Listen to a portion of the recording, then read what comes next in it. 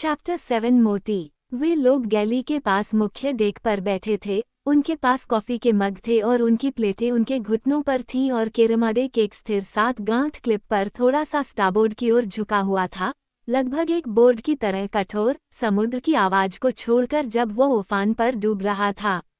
कई दिनों तक वह इसी तरह चलती रही थी। दूर क्षितिज पर व्यापारिक बादलों की सफ़ेद झालर के सामने बंदरगाह की रेलिंग उठी हुई थी, एक स्थिर हवा की एक स्थिर सूची जो गर्म थी और उड़ने वाली मछली के चांदी के पंखों के साथ पंख लगाती थी, एक गुनगुनी समुद्र की खुशबू वाली हवा जिसे उत्तर कभी नहीं जान सकता, एक हवा से कम एक रहस्योद्घाटन जैसा कि लोग व्यक्त करने की कोशिश करते हैं जब वे उष्णकटिबंधीय की सांस की बात करते हैं। रसोई ने भोजन परोसा था और खाते समय वह बातें कर रहा था। वह एक बड़ा आदमी था जिसकी आवाज़ एक बच्चे जैसी थी और वह अपने पैतृक गांव के बारे में बिना किसी विषय के और किसी विशेष व्यक्ति से बात कर रहा था, जो कि कनक जाति का स्वभाव है। सोमा और दक्षिणी द्वीपों तथा उत्तर में स्थित द्वीप को छोड़कर, जिसके बारे में उनमें से कुछ ही जानते थे, अपने आसपास की दुनिया के बारे में स्रू, पेरोई और बाकी सभी ले मुआन की तरह ही अनभिज्ञ थे। जब वे बातें कर रहे थे, सूर्यास्त की गुलाबी रोशनी उन पर पड़ रही थी और सामने के कैनवास पर प्रतिबिंबित हो रही थी। स्रू, जो पेरोई के पास बैठी थी, ने देखा कि हवा ने ले मुआन के काले बालों को उठा दिया था, जिससे उसके बाएं कान के पीछे पहना हुआ मोती का आकर्षण उजागर हो गया था। दोहरा मोती, चमकदार और सुंदर, बालों में इतनी चालाकी से बांधा गया था और हवा ने उसे धोखा दे दिया था। ले जेनाबो ने इसे अपनी बेटी को डूबने और दुर्घटना से बचाने के लिए दिया था। उससे भी बढ़कर यह एक प्रेम ताबीज था, जो लड़की के लिए एक ऐसे आदमी के साथ सुखी वैवाहिक जीवन सुनिश्चित करता था जो उसका दुरुपयोग नहीं करेगा। प्रेम ताबीज हो या न हो, ले जेनाबो ने अपनी बेटी को असाधारण शक्ति का एक ताबीज दिया था। हवा के संपर्क में आने पर इसने स्रू से बात की थी। इसने स्पष्ट रूप से कहा, कैरोलिन एक मोती लैगून है। फिर जब ले मुआन ने अपना हाथ उठाया और अपने बालों को अपने कानों के पीछे किया, तो स्रू, जो खाना खाने में रुका था, अपना खाना खाने लगा। उसकी गहरी आंखें पेरोई से परे, डिक और मस्तूल और खड़े हुए रस्सियों के दृश्य से परे, दिखाई देने वाली सभी चीज़ों से परे, धन पर टिकी थीं। कई बोतलों में तंबाकू और रम के डिब्बे, लड़कियां, मिट्टी के पाइप, एक बंदूक और स्वीडिश माचिस की डिब्बियां जो खुशी से मार सकें। कैरोलिन लैगून में ये सारी चीज़ें थीं। ले मुआन के कान के पीछे मोती ने उसे यह पक्का बता दिया था, लेकिन कैरोलिन बहुत पीछे था और वह उसे फिर कभी नहीं देख पाएगा, ये भी पक्का था। और इससे पहले स्रू का दिल कड़वाहट से भर गया। कुछ मिनट पहले वह खुश और बेफिक्र था, अब उसकी आत्मा अंधकार में हो गई थी, जैसे समुद्र अचानक उठने वाले तूफान से अंधकार में हो जाता है और साफ आसमान से ऊपर उठ जाता है। उसने एक मोती लैगून की खोज की थी, बहुत देर हो चुकी थी। दूसरों को अपना खाना खत्म करने के लिए छोड़कर वह उठा और नीचे फोकल में चला गया। वहां वह अपनी चारपाई में लिपटा हुआ इस मामले पर विचार करने के लिए लेटा हुआ था। पीटरसन से इस बारे में बात करना बेकार था। वह कभी जहाज वापस नहीं लाएगा। अगर वह ऐसा करता भी है तो उसे, स्रू को, इस मामले से कोई खास फायदा नहीं होगा। उसे शायद इसके बारे में बताने के लिए तंबाकू की कुछ छड़ें या एक चाकू मिल सकता है। पीटरसन, हालांकि ले मुआन को बचाने के लिए काफी दयालु था, लेकिन मूल निवासियों के साथ सौदेबाजी के मामले में वह एक कठोर व्यक्ति था। स्रू को गोरे लोगों, या कम से कम गोरे व्यापारियों और उनके तौर तरीकों के बारे में अच्छी जानकारी थी, और पीटरसन पूरी तरह से एक गोरे व्यक्ति थे। जब वह इस तथ्य का सामना कर रहा था, तो उसके सामने रंतन का विचार आया।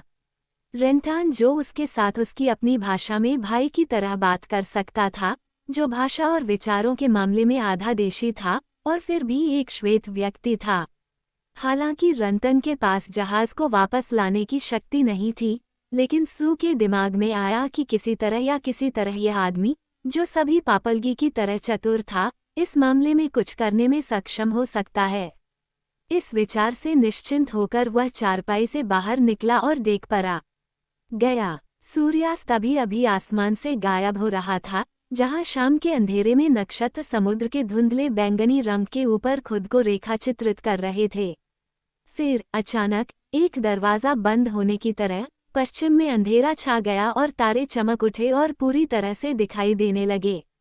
हवा, नम और गर्म, लगातार बह रही थी और सिर के पाल से हवा के झोंके में खड़े स्रू ने अपने चारों ओर देखा, आगे की ओर धनुषाकार समुद्री सितारों के खिलाफ उठते और गिरते हुए, और पीछे की ओर जहां सफ़ेद डेक दिखाई दे रहे थे।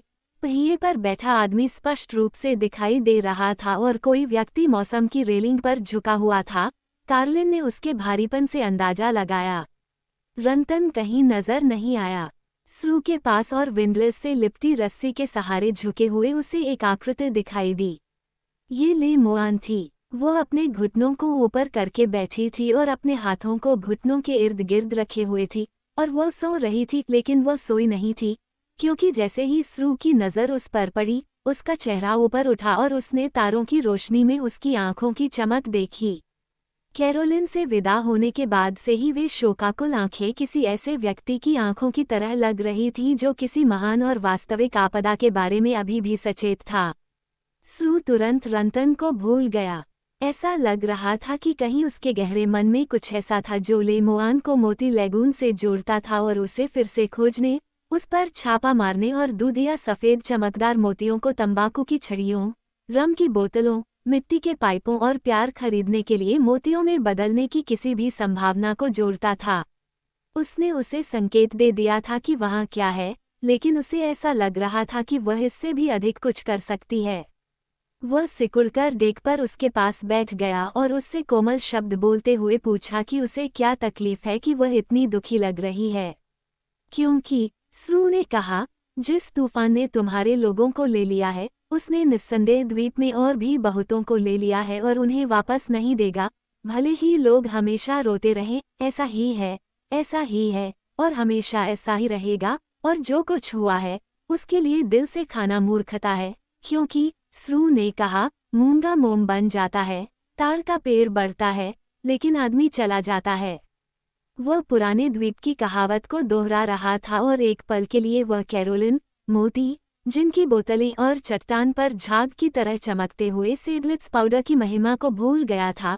वह सभी छोटी छोटी बातें भूल गया था और उसके शब्दों और आवाज़ ने ले मोआन की गहराई को चीर दिया और उसके दुख का कारण सामने आ गया। अन्यथा और जल्द ही वह इससे मर सकती थी। इस बात को जानते हुए कि कैरोलिन अतीत में इतनी दूर थी कि बात करना सुरक्षित था, उसने स्रू को बताया कि उसके लोगों पर कोई तूफान नहीं आया था, कि उसने पीटरसन से झूठ बोला था ताकि वह उस प्राणी को खोज न सके और शायद उसे मार न सके जिसे वह प्यार करती है, और वहाँ, बरसते हुए तारों की रोशनी में बैठकर, उसने वह किया जो उसने पहले कभी अपने निरीक्षण के लिए भी नहीं किया था। उसने अपना दिल खोल दिया, बताया, जैसा कि एक सोया हुआ व्यक्ति नींद में बता सकता है, ताउरी के लिए अपने प्यार और उसकी सुंदरता और ताकत और तेजी और हर चीज़ के बारे में, सिवाय उस चीज़ के जो वह नहीं जानती थी, ये तथ्य कि ताउरी का पहले से ही एक प्रेमी था, काटाफा। वह बोलती और स्रू सुनता, उसके शब्दों और उसकी कहानी को उसी तरह आत्मसात करता जैसे एक कनक किसी भी तरह की कहानी को आत्मसात कर लेता है जिसे वह समझ सकता है। फिर यह अद्भुत जंगली जिसने मूंगे के बढ़ने और मनुष्य के जाने के बारे में इतनी कवितापूर्ण बात कही थी, ये हमदर्द जिसने दुख को संबोधित करते हुए इतनी कोमलता से बात की थी, अपनी कोहनी पर झुककर हंसी से कांपने लगा। वह जानता था कि बड़े आदमी मास्टर पीटरसन ने ताउरी के सिर के एक बाल को भी चोट नहीं पहुंचाई होगी, कि वह ले मोआन को समुद्र तट से नहीं ले जाना चाहता था, और उसने ऐसा केवल इसलिए किया था क्योंकि उसने कल्पना की थी कि वह खुद की रक्षा करने में असमर्थ है।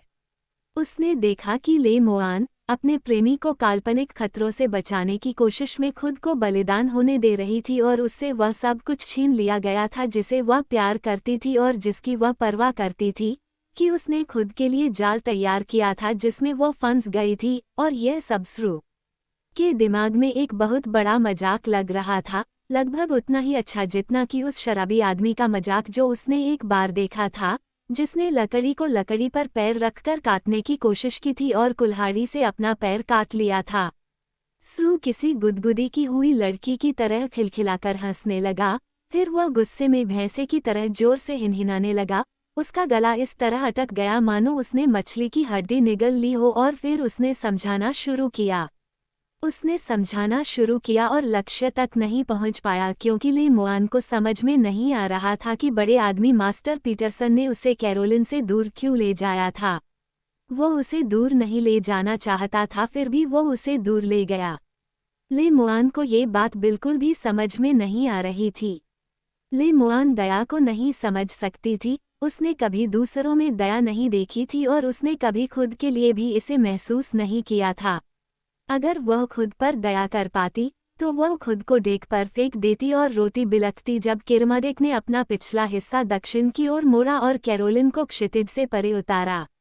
उसने खुद को उस प्राणी के लिए बलिदान कर दिया था जो उसके अस्तित्व पर हावी था। उसने सभी चीजों में सबसे भयानक अज्ञात का साहस किया था, फिर भी वह कम से कम यह नहीं समझ पाई कि पीटरसन को वह क्यों करना पड़ा जो वह एक प्राणी, एक अजनबी के लिए नहीं करना चाहता था जिसे उसने पहले कभी नहीं देखा था।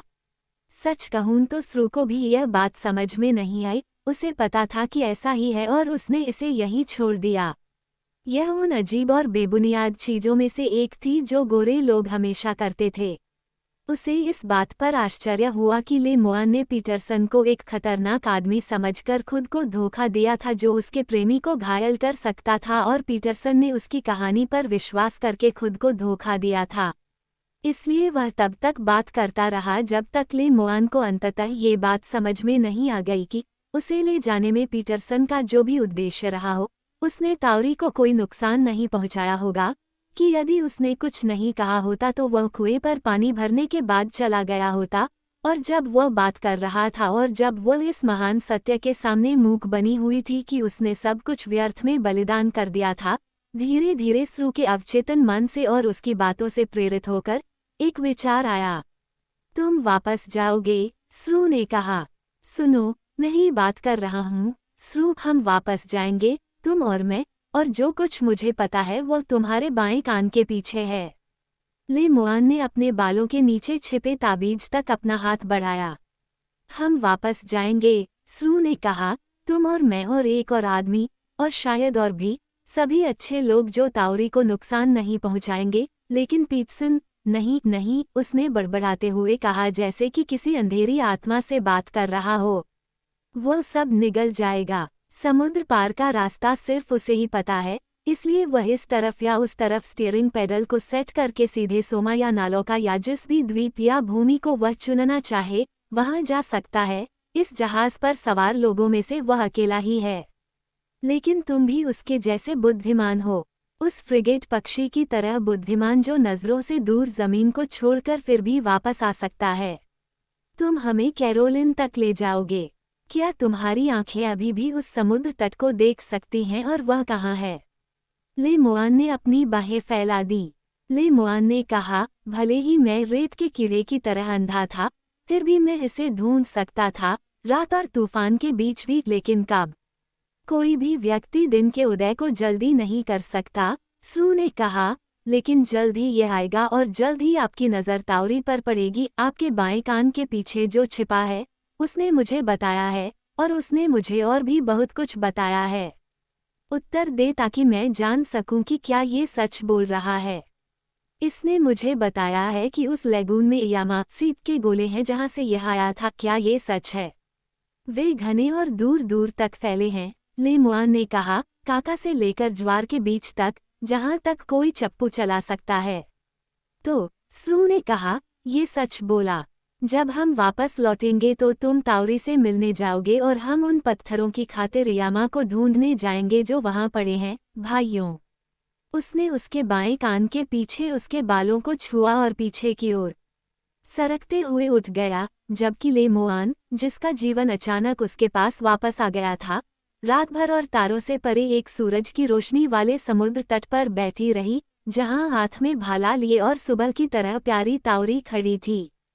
ताउरी, जो उस समय डोंगी बनाने के काम से थका हुआ था, कटाफा के गर्म शरीर पर अपनी बांह रखकर सो रहा था।